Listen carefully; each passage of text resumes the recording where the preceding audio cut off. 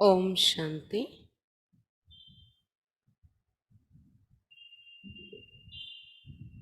ఈరోజు బ్రహ్మకుమారి మంజుబేన్ యొక్క అనుభవం మనం చదువుకుంటున్నాము. ब्रह्मा मंजू बेन आप सन 1967 से इस आध्यात्मिक मार्ग पर चल रहे हैं. 7 నుండి ఈ ఆధ్యాత్మిక మార్గంలో నడుస్తున్నారు. आप वर्तमान समय बहरमपुर उड़ीसा सेवा वर्तमान సమయంలో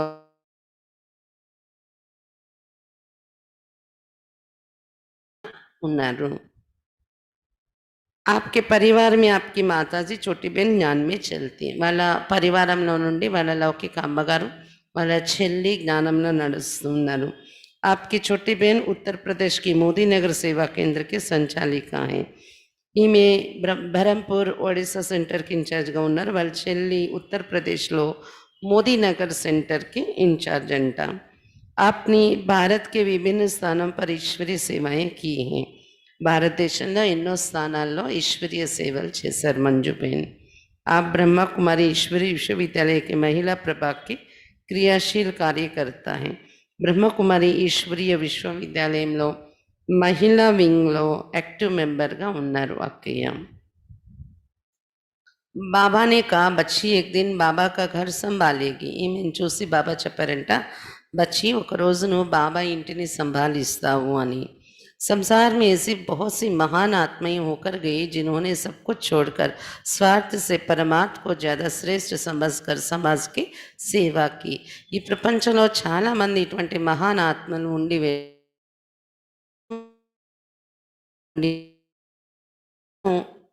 ఎక్కువ స్వార్థం కంటే పరమార్థం గొప్పది శ్రేష్టమైనది అని భావించి సమాజ సేవ చేసి వెళ్ళిన వారు ఎంతోమంది ఉన్నారు. ऐसी कई ब्रह्मा कुमारी माताएं हैं जिन्होंने संपूर्ण समाज और विश्व की सेवा के सामने अपने एक दो बच्चों और परिवार की सेवा को तुच्छ समझा तथा समाज की बुराइयों के नाश के लिए तथा नारी कल्याण के लिए अपने तन मन धन को समर्पित किया. కొంతమంది బ్రహ్మకుమారి మాతలు సంపూర్ణ సమాజం మరియు విశ్వానికి సేవ చేయడంలో ఒకరి ఇద్దరు పిల్లల్ని చూసుకోవటం లేదా ఒక చిన్న కుటుంబాన్ని చూసుకోవడం, ఈ సేవ ఇద్దరు పిల్లల సేవ ఒక చిన్న కుటుంబానికి చేసే సేవ తుచ్చము అని అనిపించి సమాజంలో ఉన్న చెడు నాశనం చేసే సేవార్థం అంటే నారీ కళ్యాణం కోసము తమ తనుమన ధనాలు సమర్పించి విశ్వ సేవలో బయటకు వచ్చిన మాతలు ఎంతోమంది ఉన్నారు. ऐसी माताओं में से एक ब्रह्मा कुमारी माता अपना लौकिक जीवन कहानी आपके सम्मुख रख रही. नाम ही ब्रह्मा कुमारी मंजूबेन, बहरमपुर ఒడిస్సా. అలాంటి మాతల్లో ఒక మాత బ్రహ్మకుమారి మాత తన అలౌకిక జీవిత కథ మన ఎదురుగా పెడుతున్నారు. ఆమె పేరే బ్రహ్మకుమారి మంజుబేన్, బహరంపూర్ ఒడిస్సా. मेरे में ज्ञान का बीज तो लौकिक माता जी से मेरठ में ही पड़ा था, परंतु निश्चय हुआ दिल्ली कमला नगर सेवा केंद्र से. నాలో జ్ఞానం యొక్క బీజాలైతే మీరట్ అనే ఊర్లో వాళ్ళ అమ్మగారు ఉన్నారు. వాళ్ళ అమ్మగారి దగ్గర ఉన్నప్పుడే జ్ఞానం యొక్క బీజాలైతే పడ్డాయి, కానీ నిశ్చయం ఏర్పడింది అయితే ఢిల్లీ కమలానగర్ సెంటర్లో నిశ్చయం ఏర్పడింది అంటున్నారు. లౌకిక్ పిత సివిల్ సర్జన్ తే, అంటే ఇంట్లోని మీరట్లో ఉన్నప్పుడు ఈమె కుమారిగా ఉండేవారు. అప్పుడు వాళ్ళ అమ్మగారు చెప్పినవి ఏదో వినేవారు, బీజాలు అయితే అప్పుడే పడ్డాయి. కానీ అది అర్థం చేసుకుని నిశ్చయం ఏర్పరచుకునేది ఆమెకు వివాహమై ఢిల్లీ వచ్చేసారు. ఢిల్లీలో కమలానగర్ సెంటర్కి వెళ్ళడం మొదలుపెట్టారు. అప్పుడు నిశ్చయం ఏర్పడింది ఆమెకు. लौकिक पिता सिविल सर्जन थे. उन पर कुछ हद तक पाश्चात्य संस्कृति का प्रभाव था, क्योंकि उनकी पढ़ाई లండన్ में हुई थी. వాళ్ళ లౌకిక నాన్నగారు సివిల్ సర్జన్గా ఉండేవారంట. ఆయన మీద వెస్ట్రన్ కల్చర్ యొక్క ప్రభావం చాలా ఉండేది. ఎందుకంటే అతని చదువు కూడా లండన్లో చదువుకొని వచ్చారంట. परंतु बच्चों को भारतीय संस्कृति आधारित शिक्षा दिलाने के लक्ष्य से मुझको देहरादून के गुरुकुल में भेज दिया. కానీ పిల్లలకి మాత్రం ఆ వెస్ట్రన్ కల్చర్ ప్రభావం పడకుండా భారతీయ సంస్కృతి నేర్పించాలి అని, భారతీయ సంస్కృతికి భారతీయ సంస్కృతి ఆధారంతో నడిచే స్కూల్స్ ఏవైతే ఉన్నాయో దానిలోనే చదివించాలని లక్ష్యంతోని చేరు అని 1956 में दिल का दौरा पड़ने से उनका देहावसान हो गया और मुझे गुरुकुल से बाहर घर बुला लिया गया 1956లో హార్ట్ అటాక్తో వాళ్ళ నాన్నగారు శరీరం విడిచిపెట్టారంట. అప్పుడు నన్ను గురుకులం నుండి ఇంటికి తీసుకొచ్చేసారు. సబ్ బచ్చే हमारी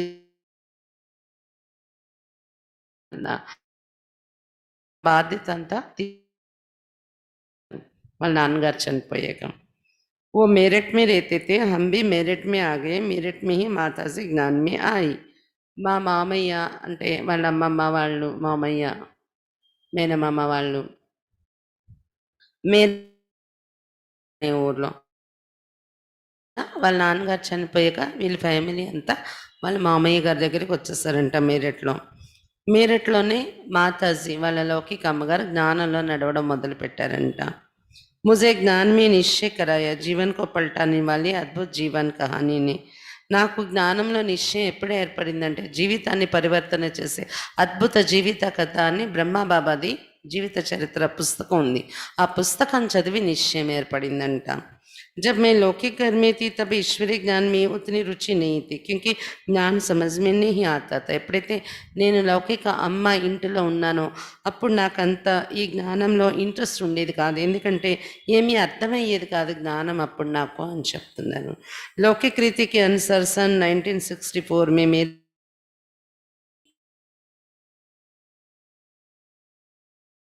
ప్రకారంగా ససరాల్ కా ఘర్ ఢిల్లీ మే థా మై ఢిల్లీ ఆ గయి. మా అత్తగారిల్లు ఢిల్లీ కాబట్టి వివాహం అయ్యాక నేను ఢిల్లీ వచ్చేసాను అని చెప్తున్నారు.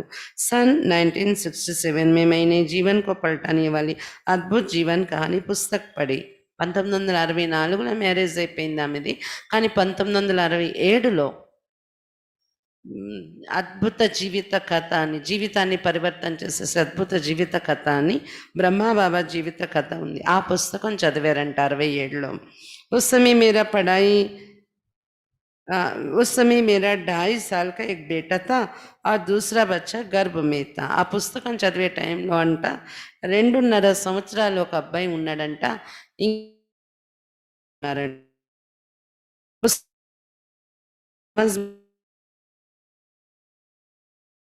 సృష్టి पर आकर మనిషి తనక ఆధార్ లేతా. అయితే ఆ పుస్తకం చదివి బాబా జీవిత చరిత్ర నాకు అర్థమైంది ఏంటంటే నిరాకార పరమాత్మ ఒంటరిగా ఏమీ చేయలేరు, సృష్టి పైన వచ్చి మానవతను ఆధారంగా తీసుకొని తన కర్తవ్యం చేస్తారు. పుస్తకమే ఏ వर्ण उन्होंने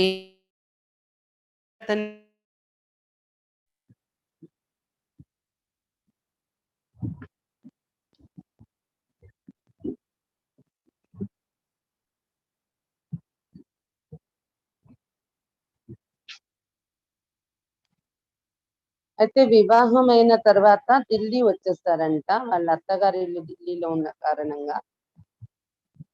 అయితే 1967లో జీవితాన్ని పరివర్తన చేసే అద్భుత జీవిత కథ అని బ్రహ్మబాబా జీవిత చరిత్ర పుస్తకం చదివారంట. उस समय मेरा पढ़ाई मेरे उस समय मेरा 2.5 साल का एक बेटा था और दूसरा बच्चा गर्भ में था. ఆ సమయంలో నాకు 2.5 సంవత్సరాలు వయసున్న ఒక అబ్బాయి ఉన్నాడు. ఇంకా రెండో అబ్బాయి కడుపులో ఉన్నాడు, గర్భంలో ఉన్నాడు. पुस्तक को पढ़कर मुझे समझ में आया कि निराकार परमात्मा अकेला कुछ नहीं करता, सृष्टि पर आकर मनुष्य तन का ఆధార్ లేత. పుస్తకం చదివి నాకు అర్థమైంది ఏంటంటే నిరాకార పరమాత్మ ఒంటరిగా ఏమీ చేయరు, సృష్టి పైన వచ్చి మానవతను ఆధారంగా తీసుకుంటారని అది అర్థమైంది. उस पुस्तक में ये वर्णन भी था कि ब्रह्मा बाबा ही निराकार शिव बाबा का साकार माध्यम है. ఆ పుస్తకంలో ఇంకా అర్థమైంది ఏంటంటే బ్రహ్మా బాబాయే శివ బాబాకు సాకార మాధ్యమము అయ్యారు, రథం అయ్యారు అని. उन्होंने विश्व परिवर्तन के कार्य के लिए कन्याओं और माताओं को ऊंचा उठाकर निमित बनाया है. అతడు విశ్వ కళ్యాణ కార్యం కోసం కన్యలు మరియు మాతల్ని ఉన్నతంగా లేపి నిమిత్తం చేశారు అనేది అర్థమైంది ఆ పుస్తకం ద్వారా. ये सब पढ़ने के बाद मुझे निश्चय हुआ कि सच में परमात्मा का ब्रह्मा के तन में अवतरण हुआ है. ఆ పుస్తకం చదివిన తర్వాత నాకు నిశ్చయం ఏర్పడింది परमात्मा निजंगा ब्रह्म तनुलो अवतरिंचारू అని. मैं कमला नगर सेवा केंद्र पर गई. वहां सबसे पहले मुझे दादी गुलजार जी मिली. నేను కమలా నగర్ సెంటర్ కి వెళ్ళాను. ముందుగా గుల్జార్ దాदी కలిసారు అక్కడ. दादी गुलजार मेरठ में हमारे परिवार को पहले से ही जानती थी. అయితే మేరట్ లో ఉన్నటువంటి వీళ్ళ ఫ్యామిలీ కోసం గుల్జార్ దాదీకి ముందే పరిచయం ఉందంట. मेरी लौकिक माता और लौकिक बहन मोदी नगर की विनोद बहन मेरे से पहले ही ज्ञान में चलती थी. ఎందుకంటే మా లౌకిక అమ్మ తర్వాత మా లౌకిక చెల్లి మోదీ నగర్ సెంటర్ ఇన్ఛార్జ్ గా ఉన్నారు వినోద్ బేన్ ఆవిడ పేరు. వీళ్ళిద్దరూ ముందు నుండే జ్ఞానంలో నడుస్తున్నారు నాకన్నా ముందు నుండి అని చెప్తున్నారు. भले ही माता जी हम बच्चों को संभालने के लिए घर में थी लेकिन संपूर्ण रीति से समर्पण बुद्धि थी और ईश्वरीय नियमों का पूरा पालन करती थी. భలే మా అమ్మగారు మమ్మల్ని సంభాళించడం కోసమని ఇంట్లో ఉండేవారే కానీ సంపూర్ణ సమర్పణ బుద్ధితో ఉండేవారు మరియు ఈశ్వరీయ నియమాలను పూర్తిగా పాటించేవారు అని చెప్తున్నారు. పిహర్ గర్మి గీత పాఠశాల చల్తీ थी. रोज 40-50 మాతాएं జ్ఞాన కక్ష में आती थी. అయితే అక్కయ్య వాళ్ళ కన్నవారి ఇంటిలో మీరట్ లో గీత పాఠశాల నడిచేది అంట.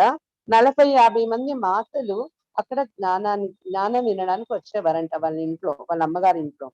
मनोहर दादी कमल सुंदरी दादी गुलजार दादी हमारे घर आया करती थी. वे नीचे आते थे मैं ऊपर रहती थी.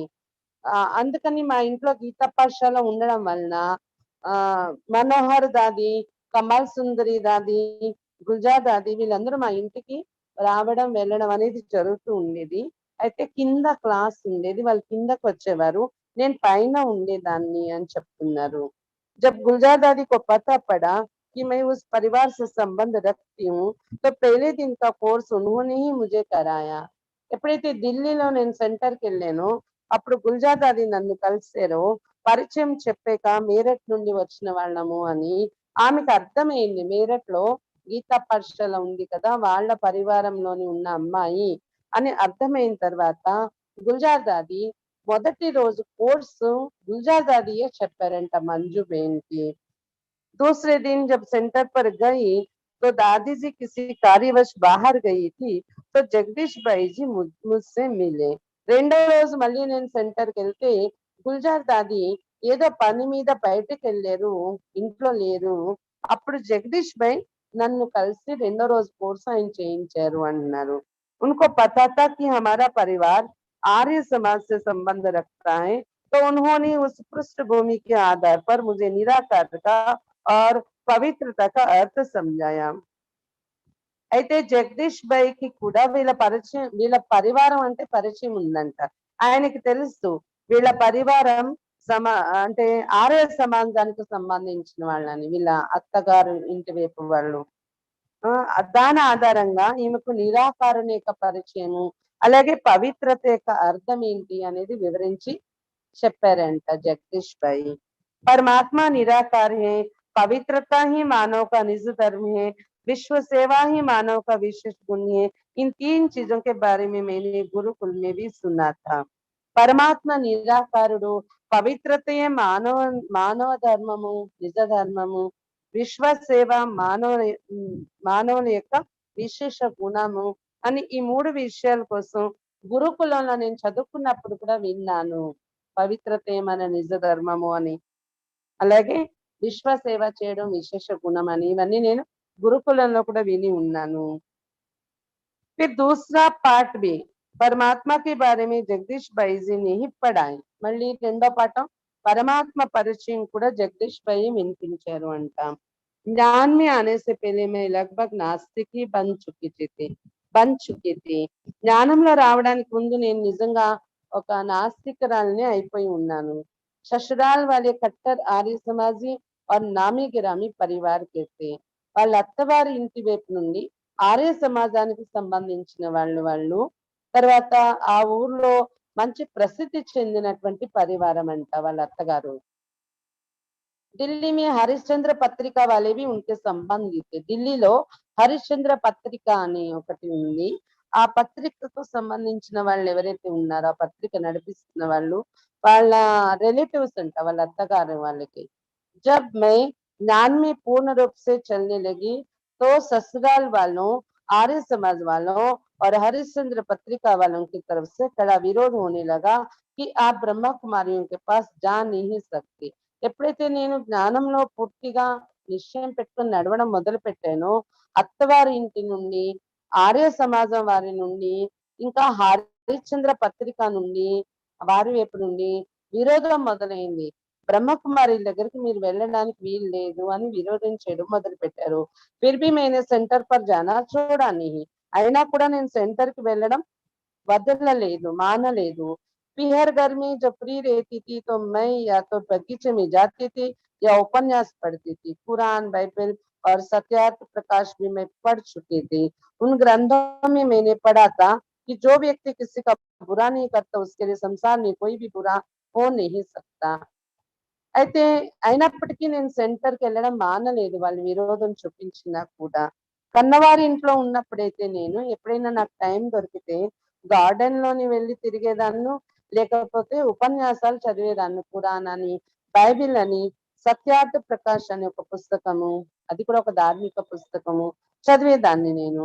ఆ గ్రంథాల్లో నేను చదివినప్పుడు ఏమి చదివానంటే వ్యక్తి ఎవరికి ఏ వ్యక్తి అయితే ఎవరికి చెడు చెయ్యరో వారికి ప్రపంచంలో ఎవరు చెడు చేయలేరు అని ఈ పాయింట్ అయితే నేను భక్తిలో చదివాను అని చెప్తున్నాను. लेकिन मेरे मन में ये प्रश्न बार बार उठता था कि भगवान ने क्यों हमारे पिता को हमसे छीना. కానీ గడి గడికు నాకు మనసులో ఈ ప్రశ్న వచ్చేది భగవంతుడు మా నాన్నగారిని ఎందుకు తీసుకెళ్ళిపోయారు అని. हमारे पिताजी तो बहुत उपकारी स्वभाव वाले थे. लौकिक में हमें किसी तरह की कमी नहीं थी. మా నాన్నగారు చాలా ఉపకార భావాలు కలిగి ఉండేవారు. ఉపకార స్వభావము. లౌకికంలో మాకేమీ కూడా లోటు అనేది ఉండేది కాదు. అలాంటి పరివారం మాది. లేకిన్ పాప్ కే బినా హమ్ అనాథ్ హో గయే. ఏమీ లోటైతే లేదు మాకు. అంతా సంపన్నంగా ఉన్నాం. కానీ నాన్న లేరనే లోటైతే ఉండిపోయేది ఆయన చనిపోవడం వలన. जब हम बाहर निकलते थे तो लोग कहते थे कि तुम बिना बाप की बेटी होकर बाहर ऐसे घूमने जाती हो. ఎప్పుడైనా బయటకెళ్ళేటప్పుడు వీళ్ళని అనేవారంట కొంతమంది. నాన్న లేనటువంటి కూతురు మీరు ఎలా తిరుగుతున్నారు బయట అనేవారంట. मुझे बहुत दुःख होता था कि बाप को खोने की सजा हमें क्यों. ఆళ్ళలా మాట్లాడినప్పుడు నాకు చాలా దుఃఖం కలిగేది. తండ్రిని పోగొట్టుకున్న శిక్ష మాకెందుకు? తండ్రి వెళ్ళాల్సిన టైం వచ్చి అతను వెళ్ళిపోయారు మా నాన్నగారు. మేమెందుకు శిక్ష అనుభవిస్తున్నాం ఇలా ఇతరులతో మాటలు పడడం అని అనిపించేదంట.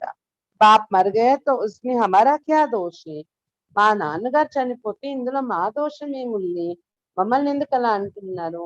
తండ్రి కోల్పోయిన పిల్లలు మీరు ఎలా తిరుగుతున్నారు అంటే అలా అనిపించేది అంట. इसी कारण భగవాన్ है ही नहीं सब कुछ झूठ है ऐसे मन में विचार आते थे. ఈ అన్ని కారణాల వలన భగవంతుడు లేనే లేడు ఇవన్నీ అసత్యము అని మనసులో ఆలోచన నడుస్తూ ఉండేది మాకు అని చెప్తున్నారు. మేరీ పరీక్షయే షురూ హో గయి. జ్ఞానంలో రావడం నాకు ఇంకా పరీక్షలు మొదలైపోయాయని చెప్తున్నారు. పరిస్థితి పరీక్షలు అంటే ससुराल में जब नियमित रूप से सेंटर पर जाने लगी तो उस घर के सारे मित्र संबंधी कहने लगे कि घर की बहू घर से बाहर ब्रह्म कुमारियों के पास कैसे जा सकते हैं, हम भी देखेंगे. అత్తవారి ఇంటి నుండి ఎప్పుడైతే నేను జ్ఞానంలో వెళ్ళడం మొదలు పెట్టానో ఇంట్లో ఉన్న పరివార మిత్ర సంబంధికులందరూ కూడా అనడం మొదలు పెట్టారంట. ఇంటి కోడలు ఇంటి నుండి బయట బ్రహ్మకుమారి దగ్గరికి ఎలా వెళ్ళగలదు? మేము కూడా చూస్తాం ఎలా వెళ్తావు నువ్వు అని గొడవలు పెట్టడం మొదలు పెట్టారంట. एक दो बार पति से मार खानी पड़ी और देवर जेठानी से झगड़ा भी हुआ. ఒకటి రెండు సార్లు వాళ్ళ పతి కూడా కొట్టారంట ఈ విషయంలోని బ్రహ్మకుమారి దగ్గరికి వెళ్ళొద్దు అని. అలాగే వాళ్ళ మరిది గారు తోటికోడలు వాళ్ళు కూడా చాలా జగడం ఆడారంట. फिर मैंने कहा अगर आपको मेरा ये जीवन अच्छा नहीं लगता तो ठीक है, मैं माँ के पास चली जाऊंगी. అప్పుడు వాళ్ళందరూ గొడవలు పెడుతుంటే అక్కి అన్నారంట మంజు బేన్ వాళ్ళతోని, నేను ఇలా జీవించడం మీకు ఇష్టపడకపోతే సరే, నేను మా అమ్మగారి ఇంటికి వెళ్ళిపోతాను అన్నారంట. पति ने कहा देख लेना, मैं तो दूसरी शादी करूंगा, तुम्हारे बच्चों का क्या हाल होगा मैं कह नहीं सकता. అయితే అప్పుడు పత్తి అన్నారంట, నువ్వు మీ అమ్మగారి ఇంటికి వెళ్తే వెళ్ళు, నేను మాత్రం చూసుకో, నేను వేరే పెళ్లి చేసేసుకుంటాను, రెండో పెళ్లి, నీ పిల్లల గతి అప్పుడు ఏమవుతుందో అది నేను చెప్పలేను అని అన్నాడంట వాళ్ళ పతి. बच्चे बहुत छोटे थे, बड़ा बच्चा 5 साल का था और छोटा बच्चा 2 साल का. అయితే ఆ జగడాలు జరిగే టైంలోని పిల్లలు చాలా చిన్న పిల్లలు, పెద్ద అబ్బాయి 5 సంవత్సరాల వయసు, చిన్న అబ్బాయి 2 సంవత్సరాల వయసు ఉందంట. बच्चों को ये पता ही नहीं था कि माँ बाप के बीच झगड़ा होता है क्योंकि हमारा संयुक्त परिवार था. పిల్లలకి తెలిసేదే కాదంట మా అమ్మ నాన్న మధ్య గొడవలు జరుగు.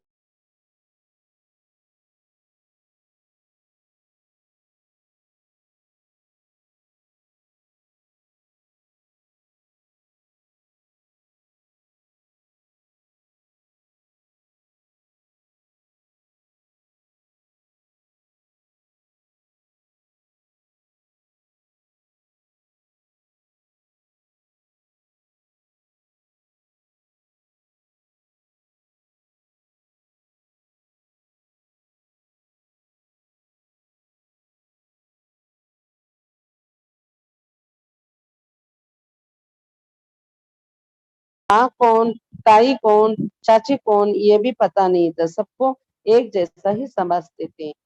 వాళ్ళ ఇంట్లో అంట ఒక తోటికోడలు వంట చేసేవారంట, ఒక తోటికోడలు అందరికి తినిపించేవారంట, ఇంట్లో ఆయాలు కూడా ఉండేవారంట, ఒక ఆయా పిల్లల్ని స్నానం చేయించేవారంట, ఒక ఆయా బట్టలు వేసేవారంట పిల్లలకి, ఒక ఆయా పిల్లల్ని స్కూళ్ళకి దిగబెట్టేవారంట. పిల్లలందరూ కలిసిమెలిసి ఆడుకోవడం గాని, తినడము, పడుకోవడం అందరూ ఒక దగ్గరే ఇలా అందరూ కలిసి ఉండేవారంట. అందుకని వాళ్ళకి అమ్మ ఎవరు, పిన్నెవరు, చిన్నన్నెవరు కూడా తెలిసేది కాదు. ఎందుకంటే అందరూ ఒకేలాగా ఉండేవారు జాయింట్ ఫ్యామిలీ అవ్వడం వలన. सन 1963 में लौकिक माताजी और छोटी बहन బాబా మమ్మా से मिलने మధుబన్ गई.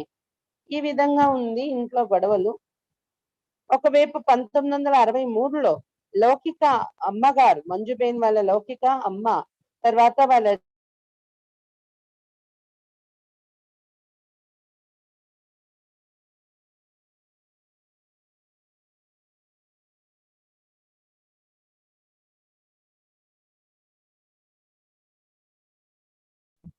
అమ్మగారు వాళ్ళ చెల్లి మమ్మా పాపతో కలవడానికి మధుబన్ వెళ్ళారంట. उस समय मैं घर पर रही थी. माताजी ने बाबा से कहा कि बाबा बड़ी बेटी घर में अकेली है, घर संभाल रही, उसके लिए आप याद प्यार दे दीजिए. అయితే అప్పుడు ఇంట్లోని ఉండి అక్కయ్య ఇంటిని చూసుకుంటే వాళ్ళ అమ్మగారు వాళ్ళ చెల్లి మధుబన్ వెళ్ళి వచ్చారంట. అయితే అక్కడ బాబాని కలిసేటప్పుడు వాళ్ళ అమ్మగారు బాబాకి చెప్పారంట, బాబా మా పెద్దమ్మాయి ఇంట్లో ఒంటరిగా ఉంది, ఇల్లు చూసుకుంటూ ఉంది, ఆమెకి కూడా ప్రియ స్మృతులు ఇవ్వండి అన్నారంట. కమల్ సుందరి దాదికి హాతో బాబాని ముझे పత్ర और टोली भेजे. అప్పుడు కమల్ సుందరి దాది చేతిలో, అంటే కమల్ సుందరి దాది ఉండేవారేమో అక్కడ సెంటర్ లో మీరట్ లో. అయితే బాబా ఆ దాదికి ఒక లెటరును టోలీ మంజుబేన్ కి ఇమ్మని మంజుబేన్ కి రాశారంట బాబా ఒక లెటర్ ప్రియ స్మృతులు చెప్తూ. टोली కూడా పంపించారంట. बाबा ने लिखा था जैसे बच्ची ने लौकी घर संभाला है ऐसे एक दिन बाबा का घर संभालेगी. पत्र पढ़कर उस समय मुझे कुछ समझ में नहीं आया. అయితే బాబా ఆ ఉత్తరంలో రాశారంట, ఎలాగైతే బచ్చి లౌకిక ఇల్లు సంభాళించడానికి ఉండిపోయిందో వాళ్ళమ్మ బయటకొస్తే, అలాగే ఒకరోజు బాబా ఇల్లు కూడా సంభాళిస్తది అని ఉత్తరంలో రాశారంట బాబా. ఆ సమయంలో చదివినప్పుడు నాకు అదేమీ అర్థం కాలేదు అని చెప్తున్నారు. బాబాని ముझे शेरनी शक्ति बना दिया. बाबा नन्नू सिंहिनी शक्तिగా तैयार చేశారు. ज्ञान में निश्चय होते ही मैं सेंटर पर सेवा भेजने लगी. सुबह सेंटर पर जाना नहीं होता था इसलिए दिन में 11 बजे जाती थी. జ్ఞానంలో నిశ్చయం ఏర్పడగానే నేను సెంటర్ లో సేవ కోసం ఏదైనా పంపిస్తూ ఉండేదాన్ని అని చెప్తున్నారు. ఉదయాన్నే సెంటర్‌కెళ్ళడం అయ్యేది కాదు. అందుకని నేను 11 గంటల టైంలోని వెళ్తూ ఉండేదాన్ని సెంటర్‌కి. जगदीश भाई मुझे रोज़ मुरली के पॉइंट्स सुनाते थे। उन्होंने अलौकिक माँ बनकर मुझे पालना दी। गृहस्थ जीवन में रहते శ్రీమత్ की धारणा कैसे करे ये सिखाया। అయితే ఆ సమయంలో ఢిల్లీలో అక్కయ్య అంటే ఈ గొడవలయ్యి ఆమె అమ్మగారింటికి రాకముందు ఏదైతే కొద్ది సంవత్సరాలు 2 సంవత్సరాలు, 3 సంవత్సరాలు ఇంట్లో నుండి జ్ఞానంలో నడిచారు అత్తవారింట్లో నుండి. అప్పుడు 11 గంటల టైంలో ఎళ్ళేవారంట ఢిల్లీలో సెంటర్‌కి. జగదీష్ భాయ్ రోజు మురళి పాయింట్స్ వినిపించేవారంట ఆ టైంలో వెళ్తే. ఈ విధంగా అలౌకిక తల్లిలా నాకు పాలన ఇచ్చారు జగదీష్ భాయ్. గృహస్థ జీవితంలో ఉంటూ శ్రీమత ధారణ ఎలా చేయాలనేది కూడా నాకు జగదీష్ భాయ్ నేర్పించారు అని చెప్తున్నారు. जब मैं पहली बार बाबा से मिलने आई थी तब अव्यक्त बाप दादा कमरे में बच्चों से मिलते थे। నేను మొదటిసారి బాబాని కలవడానికి వచ్చాను మధుబన్‌లో. అప్పుడు అవ్యక్త బాప్‌దాదా బాబా రూమ్‌లో పిల్లలతో కలుస్తూ ఉండేవారు. ఇప్పుడు ఏదైతే పాండా భవన్‌లో బాబా రూమ్ ఉంది కదా అక్కడ. मैंने पूछा बाबा मेरा क्या पार्ट है? అయితే అవ్యక్త బాబాతో కలిసినప్పుడు మంజుబేన్ అడిగారంట బాబా నా పాత్ర ఏంటి ఉంది అసలు? मैं चाहती हूँ कि युगल और परिवार से ध्यान में चलूं नहीं तो बाबा के घर में आ जाऊं। బాబాతో చెప్పారంట నాకైతే కోరిక ఉంది మా యుగల్ అంటే పతి మరియు పరివారంతో సైతంగా నేను జ్ఞానంలో నడవాలి అని లేదు అంటే నేను బాబా ఇంటికైనా వచ్చేయాలి అని నా కోరిక ఉంది అన్నారంట बाबा ने मुझे इतनी शक्तिशाली दृष्टि दी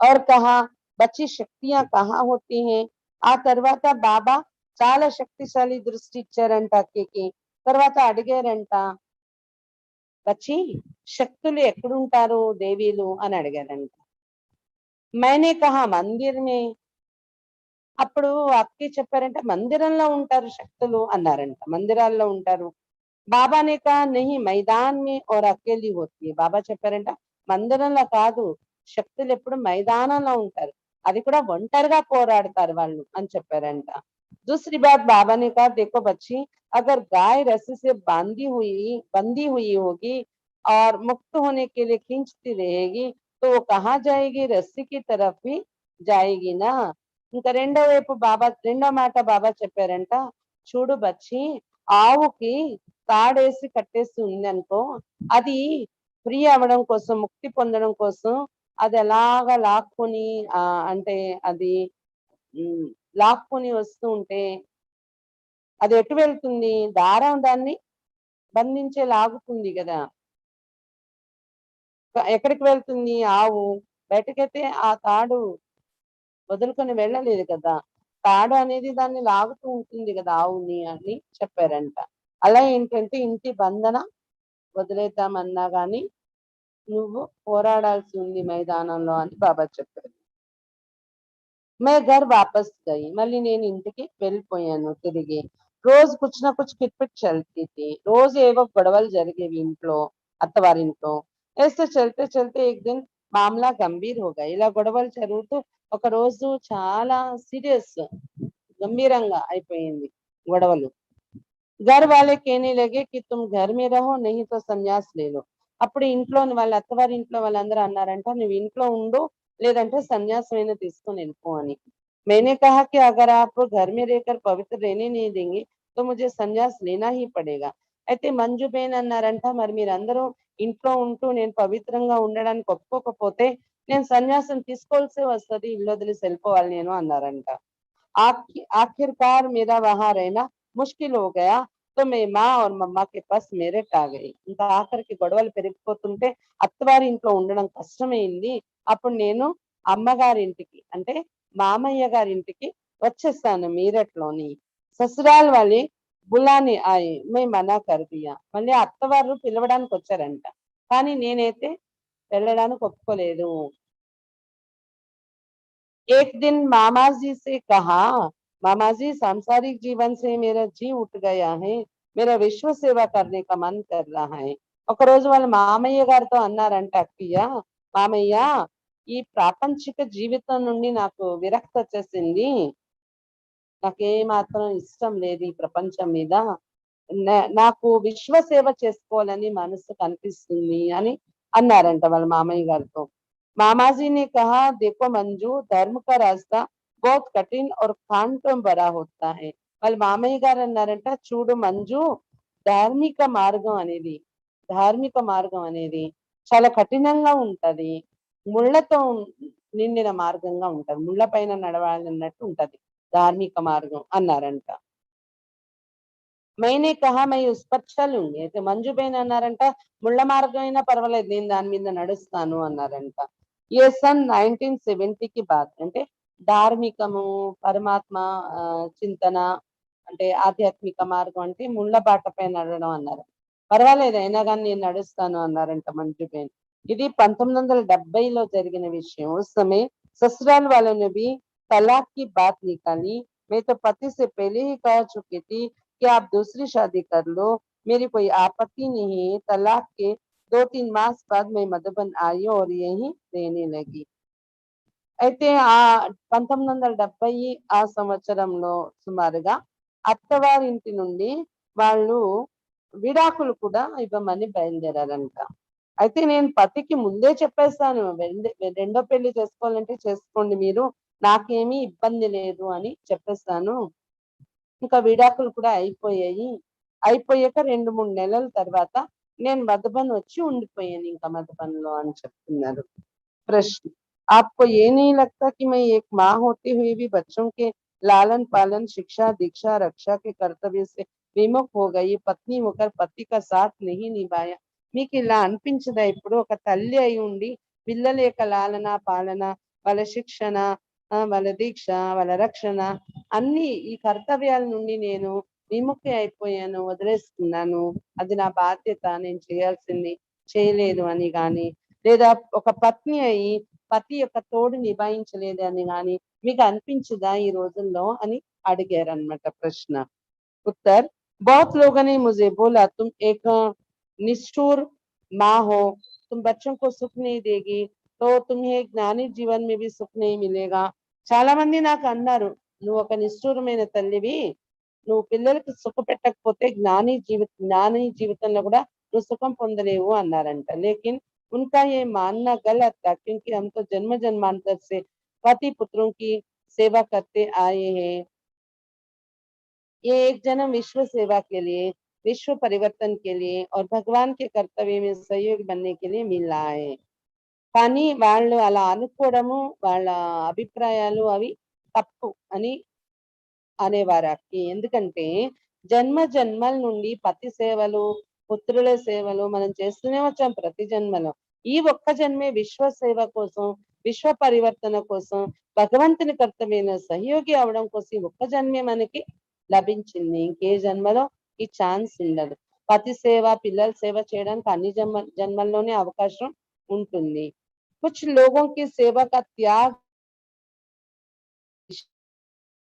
से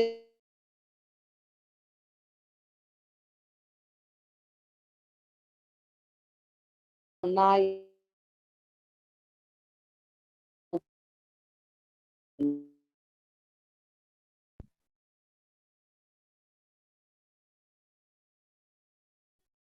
मैं पूरे विश्व के बच्चों को अपने बच्चे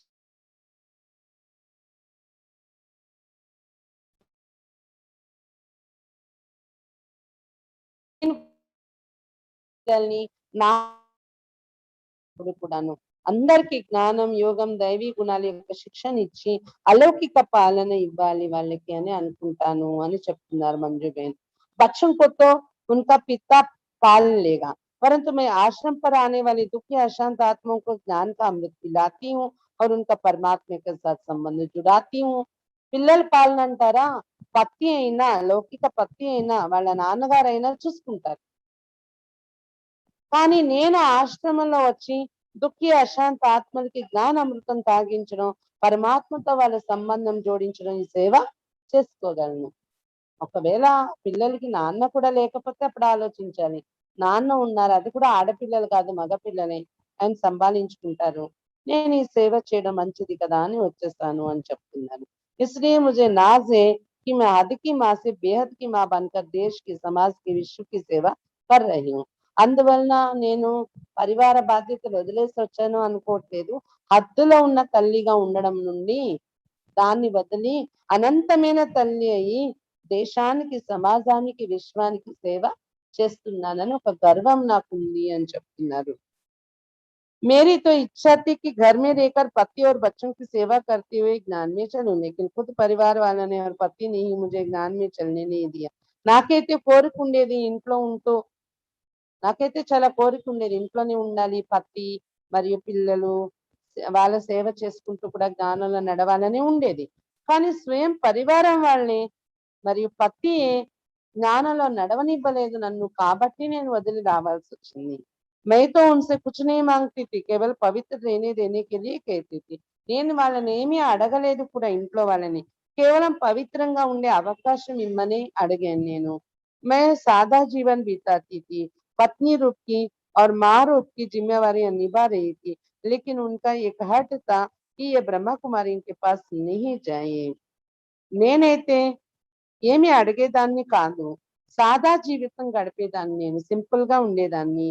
పత్ని రూపంలో, తల్లి రూపంలో నా బాధ్యతలు కూడా నిభాయిస్తూ ఉండేదాన్ని. నేను చేయాల్సిన పనులన్నీ చేసేదాన్ని. కానీ వాళ్ళు ఒక్కటే హఠం చేసి మొండిగా కూర్చున్నారు. బ్రహ్మకుమారుల దగ్గరికి వెళ్ళొద్దు నువ్వు, వెళ్ళొద్దు అనే కూర్చున్నారు. क्या इंसान को इतनी भी आजादी नहीं कि वो अपनी आत्मा की उन्नति के लिए साधना करे.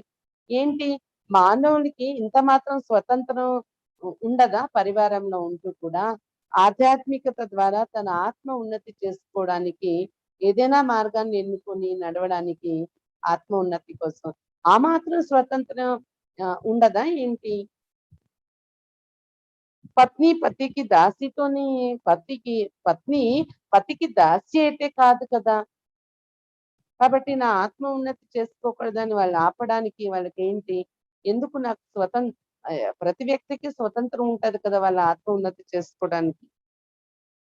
जीवन रूपी नदी को पार करने के लिए पति को साथ देने वाली साथी है. దాసి కాదు పత్ని అంటే జీవితం అనే నదిని దాటడానికి పతికి సహయోగం ఇవ్వడానికి సాథి. एक दूसरे के कष्ट सुख में सहयोगी बनकर చలనా होता है. ఒకరితో ఒకరు సుఖ దుఃఖాలు కష్ట సుఖాలన్నీ పంచుకొని నడవాల్సి ఉంటుంది ఒకరినొకరు అర్థం చేసుకొని. అంతేగాని వెళ్ళొద్దంటే వెళ్ళొద్దని హఠం చేస్తే ఎలాగా? मैंने तो सिर्फ काम विकार के लिए मना किया था, यहाँ तक कि मैंने ही पति से कहा कि दूसरी शादी कर लो, मैं लिख कर देती हूँ. तलाक के लिए तो उन्होंने कहा, मैंने नहीं. అయితే కామ వికారం కోసమే నేను నిషేధించాను గాని మిగిలిన పనులన్నీ నా బాధ్యతలన్నీ నేను చేసేదాన్ని. అయితే ఆఖరికి ఇది కూడా చెప్పేసాను పతికి, నేను నువ్వు వేరే పెళ్లి చేసుకోవాలంటే చేసుకో, నేను కాగితం మీద రాసిస్తాను అని కూడా చెప్పారంట. విడాకుల కోసం అయితే నేను అనలేదు. వాళ్ళే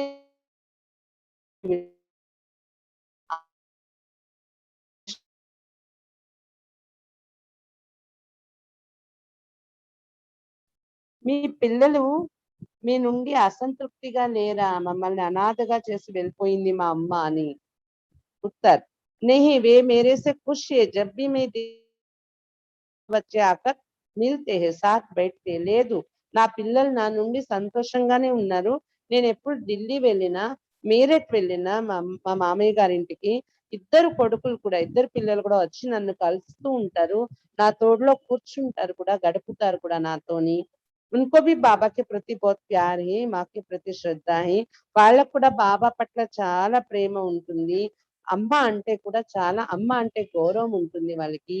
दोनों बेटे अपनी कमाई में से बाबा के घर के लिए हिस्सा निकालते और अपने नजदीकी సేవా కేంద్ర पर जाते. ఇద్దరు అబ్బాయిలు కూడా వాళ్ళు చేసిన సంపాదనలో నుండి బాబా ఇంటి కోసం కొంత భాగం ఇచ్చేస్తూ ఉంటారంట అక్కకి. తర్వాత వాళ్ళ దగ్గరగా ఉన్న సెంటర్ కి కూడా వెళ్తూ ఉంటారంట అబ్బాయిలు. प्रश्न, इतना बड़ा और प्यारा परिवार होते हुए भी आप कैसे नष्ट मोह बने? ఇంత పెద్ద పరివారం, ఇంత ప్రియమైన పరివారం ఉంటూ కూడా ఎలా నష్టమోహ అయ్యారు మీరు అని అడుగుతున్నారు. ज्ञान मिलने के बाद मुझे अंदर से यही रहता था कि भगवान ही मेरा सच्चा पति, पिता, पुत्र और संरक्षक है. జ్ఞానం దొరికాక నా మనసులో ఇదే ఉండేది, భగవంతుడే నా సత్యమైన పతి, నా పిత, నా పుత్రుడు, నా సంరక్షకుడు అని ఉండేది. उसने इस पति और इन बच्चों को निमित्त बनाकर संभालने के लिए मुझे इनके पास भेजा है అనుకునేవారంట. అన్నీ సర్వం నాకు భగవంతుడే, కానీ ఈ పతి, ఈ పిల్లల్ని పెంచడానికి, సేవ చేయడానికి, నన్ను నిమిత్తం చేసి వాళ్ళని చూడడానికి భగవంతుడు నన్ను ఇక్కడ పంపించాడని అనుకునేదాన్ని నేను. అంతేగాని వాళ్ళ మోహంలో ఉండేదాన్ని కాదు. పరివార్ వాళ్ళకి ప్రతి ప్యార్ रहना चाहिए ना कि मोह. परिवारम పైన ప్రేమ ఉండాలి కానీ మోహం ఉండకూడదు. जब हम परिवार वालों के साथ निमित और निर्मोही, ज्ञानयुक्त और योगिक होकर रहेंगे, तब हमारे वाइब्रेशंस उनसे उनके मन में जरूर हमारे प्रति सम्मान का भाव पैदा करेंगे. वे हमें एक देवी के रूप में देखेंगे. పరివారం పరివారం వాళ్ళతో వాళ్ళ మధ్య మనం నిమిత్త మాత్రంగా, నిర్మోహిగా, జ్ఞానయుక్తంగా, యోగయుక్తంగా ఉండేటప్పుడే మన వైబ్రేషన్స్ వారి మనసులో తప్పకుండా మన పట్ల ఒక సన్మాన భావన నింపేలా ఉంటాయి. వారు కూడా మనల్ని ఒక దేవి రూపంలో చూస్తారు మనం నిర్మోహిగా ఉన్నప్పుడే.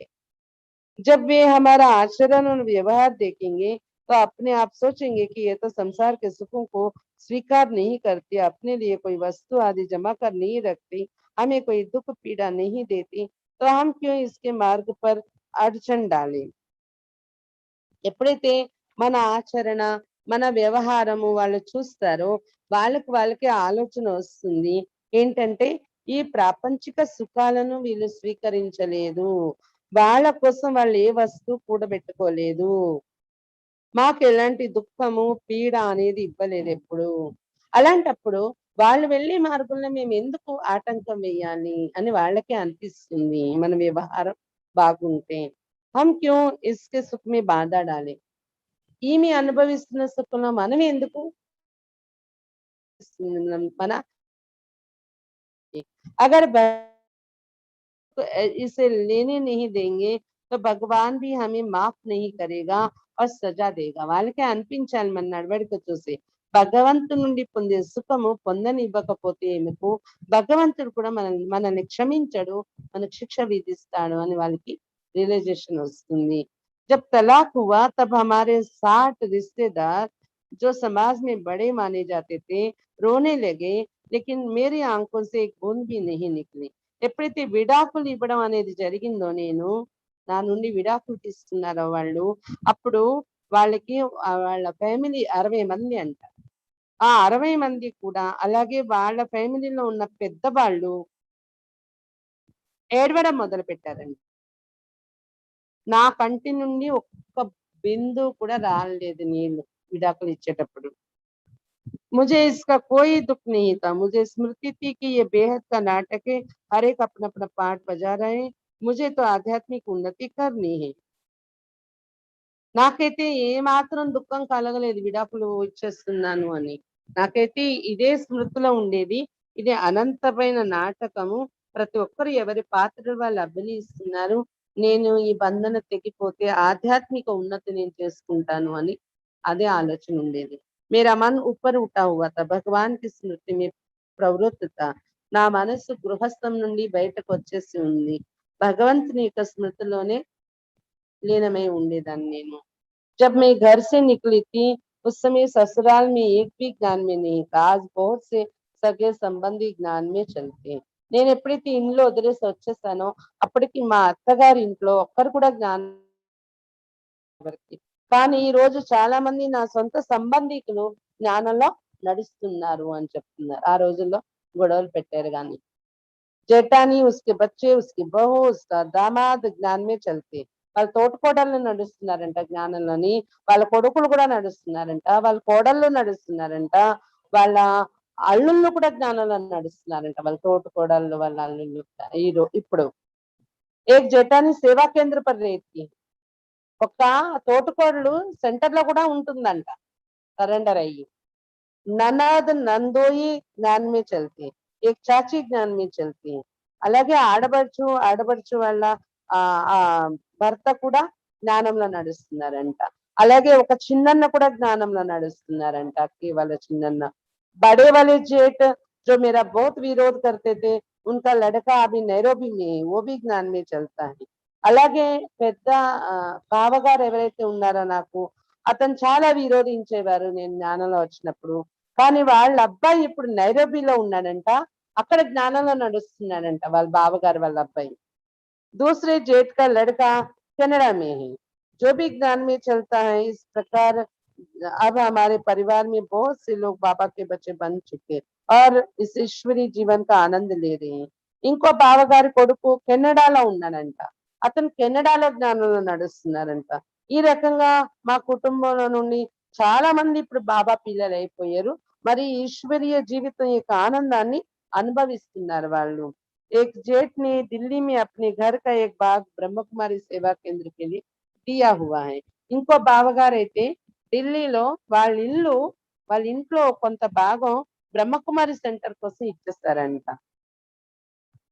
ప్రశ్న అంటే ఆ రోజుల్లో విరోధం చూపించారు కానీ మళ్ళీ వాళ్ళే అందరూ కుటుంబాలతో కుటుంబం ఇప్పుడు జ్ఞానంలోకి వచ్చేస్తారన్నమాట. ఆ పిల్లలు వీళ్ళ పిల్లలు వచ్చేస్తారు. మంజు బేన్ వాళ్ళ పిల్లలు కూడా జ్ఞానానికి వెళ్తారు. మరి వాళ్ళ పిల్లలు కూడా వాళ్ళ బావలు మరుదులు వాళ్ళ పిల్లలు కూడా వెళ్తున్నారండి. अब आपके ससुराल से इतने लोग कैसे ज्ञान में चल रहे, कारण क्या होगा? అయితే మీ అత్తగారి ఇంటి నుండి మీ అత్తగారి ఫ్యామిలీలో నుండి ఇంతమంది జ్ఞానంలోకి ఎలాగొచ్చేసారు, కారణం ఏంటి అని అడుగుతున్నారు.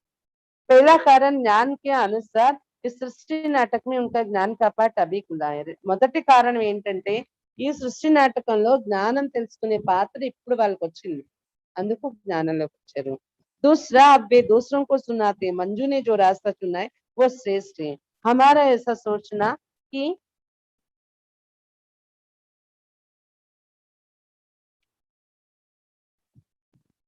वो గలత్ రాస్తే పర్ జా రే గలత్ థా. ఇంకా రెండోది ఇప్పుడు వాళ్ళు అంటారంట, మంజు ఏదైతే మార్గాన్ని ఎన్నుకుందో అది రైట్ కరెక్ట్ మార్గంలో ఉంది ఆమె. కానీ మేము ఇలా అనుకునే వాళ్ళం అది మేము చేసిన పొరపాటు అని అంటారంట ఇప్పుడు వాళ్ళు. हमने उसको बहुत सताया है, इसका प्रायश्चित यही है कि हम भी उस रास्ते पर चल अपने जीवन बनाए और यज्ञ की సేవ కరే.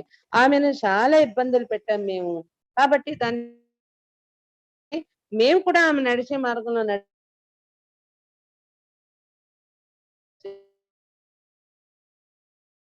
మంజు బెన్‌కి మేము కూడా అని ఈ కారణంగా వచ్చారు. కానీ तो इन्हें तो मुझे बहुत तंग किया था. जब ये मुझे पकड़ कर रखते थे तो मेरे हाथों से खून छोड़ते थे, सेंटर पर जाने नहीं देते थे. ఈ విధంగా మరుదులు తోటి ఆడపడుచులు వీళ్ళు చాలా విసిగించేవారంట. ఇచ్చేవారు కాదంట. వాళ్ళు గట్టిగా ఆమె చేతుల్లో నుండి రక్తం వచ్చేస్తదంట అక్కయ్య చేతుల్లో నుండి. అయినా కూడా వదిలేవారు కాదంట. సెంటర్ కి వెళ్ళనిచ్చేవారు కాదంట వాళ్ళు. के नाते ईश्वरीय ज्ञान और अपने अलौकिक अनुभवों के आधार से किसी उलझी हुई दुखी व जीवन में हारी हुई माता का जीवन क्या आपने बनाया है. మాత అయిన సంబంధంలో చూసుకుంటే ఈశ్వరీయ జ్ఞానం మీ అలౌకిక అనుభవాల ఆధారంతో ఏదైనా అలజడి దుఃఖిగా ఉన్న జీవితంలో ఓడిపోయిన మాత యొక్క జీవితము అని, दुखी व जीवन में हारी हुई माता का जीवन क्या आपने बनाया है. ఓడిపోయిన మాత జీవితం అని తయారు చేస్తున్నారా ఏంటి మీ జీవితాన్ని అని అడుగుతున్నారు. उत्तर, हाँ, एक को नहीं अनेक माताओं के इस ज्ञान और योग की शक्ति से बंधन मुक्त बनाया है.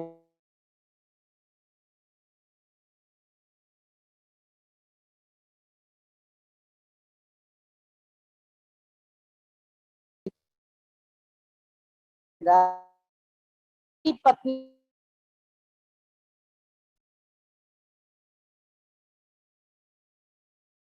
बहरमपुर में एक लड़के को छोड़ दूसरी शादी करने वाला कर जाने वाली थी. उनको एक ही बच्ची है. ज्ञान योग सिखाया. బరంపూర్‌లో అంట అంట సమస్య వచ్చింది. ఏంటంటే పతి ఆమెను వదిలేసి వాళ్ళ భార్యని అన్నాడంట. డాక్టరు అలాంటి అతనితో ఎందుకు ఉండాలి, నేను వదిలి ఒక అమ్మాయి నేను జ్ఞానం ఇచ్చాను, ఈశ్వరీయ జ్ఞానం యోగం నేర్పించాను పతి పత్ని ఇద్దరు డాక్టర్స్ కి. అవి పూరా పూరా ఈశ్వరి పూర్తి ఫ్యామిలీ జ్ఞానంలో నడుస్తున్నారండి. తర్వాత వాళ్ళ అమ్మాయి చదువు కంప్లీట్ చేసుకుని ఇప్పుడు సెంటర్ లో సరెండర్ అయ్యి వీళ్ళ దగ్గర ఉండి ईश्वरीय सेवा చేస్తుందంట मंजू बहन దగ్గర. प्रसिद्ध डॉक्टर होने के कारण उनको बार बार विदेश जाना पड़ता है. भी देते बाबा की सेवा करते. డాక్టర్ ఆయన ఒక ఫేమస్ డాక్టర్ అయిన కారణంగా మాటిమాటికి విదేశాలకు వెళ్ళవలసి వస్తుంది.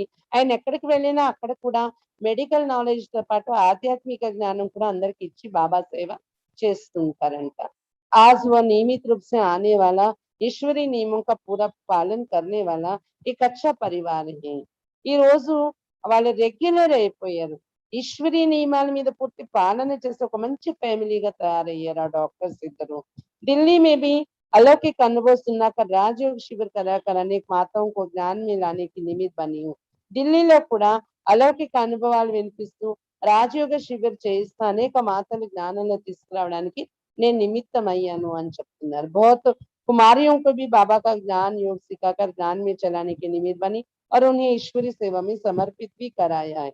చాలా మంది కుమారుల్ని కూడా బాబా యొక్క జ్ఞాన యోగాలు నేర్పిస్తూ కుమారీలకు జ్ఞానంలో నడిపించటానికి నిమిత్తం అయ్యాను మరియు వారు అని చెప్తున్నారు. आपने कहाँ कहाँ ईश्वरी से అడుగుతున్నారు. उत्तर मैंने बिहार में पटना, आंध्र प्रदेश में सिकंदराबाद, उत्तर प्रदेश में बनवरी,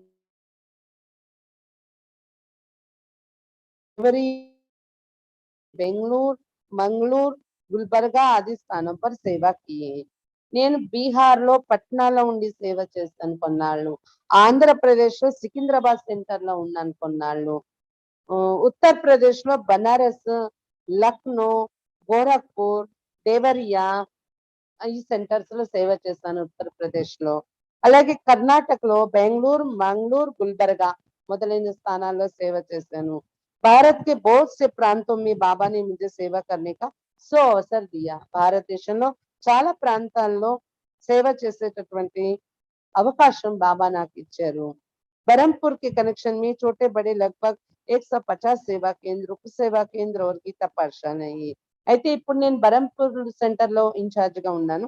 ఈ బరంపూర్ సెంటర్ కనెక్షన్ లో చిన్న పెద్ద సుమారుగా 150 సెంటర్స్, సబ్ సెంటర్స్, గీతా పాఠశాలలు కలిపి 150 ఉన్నాయి అని చెప్తున్నారు. मेरे पास 35 समर्पित शिक्षिकाएं हैं. 35 మంది సరెండర్ టీచర్స్ ఉన్నారంటే ఇప్పుడు మంజు బేన్ దగ్గర. हम वहाँ गांवों की सेवा करते हैं और महिला रैली भी निकालते हैं. బరంపూర్లో ఆ చుట్టుపక్కల గ్రామాల్లో సేవ చేస్తుంటారంట. మహిళా ర్యాలీస్ కూడా పెడుతూ ఉంటారంట అక్కి వాళ్ళ కనెక్షన్ లోని. ఇది మంజు బేన్ యొక్క అనుభవం విన్నాం మనం. రేపు సాయంత్రం నారాయణన్య క్లాస్ ఉంటుంది. ఉదయం మామూలుగా రోజులాగానే మురళి క్లాసు, రాఖీ సందేశం, రాఖీ భోగ్ అది ఉంటుంది. 10 గంటల నుండి 12 వరకు ఎవరు వస్తూ ఉంటే వాళ్ళందరికీ రాఖీలు కట్టడం ఉంటుంది. మీరందరూ రావాలి రాఖీ కట్టించుకోవటానికి. సాయంత్రం 6 నుండి 8 కూడా ఉదయం అవన్న వాళ్ళకి సాయంత్రం కూడా రాఖీలు కడతాం 6 నుండి 8 వరకు. ఒకవైపు రాఖీలు కట్టడం అవుతూ ఉంటది, ఇంకోవైపు నారాయణ అనేది ఆన్లైన్ లో క్లాస్ ఉంటుంది, ధారణ క్లాస్ రేపు సాయంత్రం. అయితే అనుభవాలు మళ్ళీ ఎల్లుండి చదువుకుంటాం సోమవారం నాడు. రాజేశ్వరి బేన్ అనుభవం ఉందన్నమాట సోమవారం నాడు. ఆ తర్వాత లిస్ట్ ఆ తర్వాత చెప్తాం ఏంటి ప్రోగ్రామ్స్ అని. ఎందుకంటే దాది డే కూడా వస్తుంది కదా, దాది అనుభవాలు కూడా మళ్ళీ చదువుకోవడం ఉంటుంది. దాది అనుభవాలు విన్న తర్వాత మళ్ళీ వందే మాత్రంలో ఇంకెవరు మిగిలిపోయారో వాళ్ళది వింటాం అన్నమాట. రేపటి ప్రోగ్రామ్ గుర్తుంచుకోండి.